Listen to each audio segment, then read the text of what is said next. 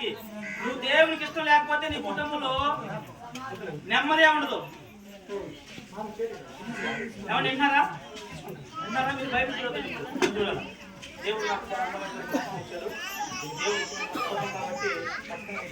దేవుడు ఏ సైకి నేను ఇష్టంగా ఉన్నా ఇలా అంతే. ఆమె కాబట్టి మీరు కొద్ది సమయం నా మొదటి మాత్రం ఇచ్చి నా మాట జాగ్రత్తగా. సమాధానం నీకు కావాలంటే నువ్వు ప్రభువుకి ఇష్టంగా ఉండాలి, మనుషులకు ఇష్టం కాదు. కొంతమంది మనుషుల ముందు ఇష్టంగా ఉండేదాకా నడుస్తారు. ఇట్లా ఇష్టంగా ఉన్నట్టు నడుస్తారు. వాళ్ళు కొంచెం దాటుకొని గడప దాటుకొని చెప్తాం వాళ్ళ కథ. రోడ్డు దాటుకొని పెట్టా వేళ తీసుకొని ఊరికి పోని అప్పుడు చెప్తా ఇలా కథ. అప్పటి వరకు ఏమమ్మా మనుషులకి ఇష్టంగా కాదు, ఫస్ట్ దేవుడికి ఇష్టంగా ఉండాలి. ఆమె దేవుడికి ఇష్టంగా ఉంటే మీకు ఏం జరుగుతుందో తెలుసా?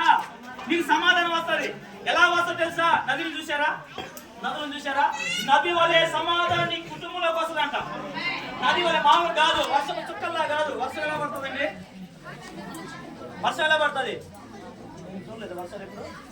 చెప్పండి అమ్మా, వర్షం ఎలా పడుతుంది? ప్రవీణ్, అది ఒక లైన్గా వస్తుంది.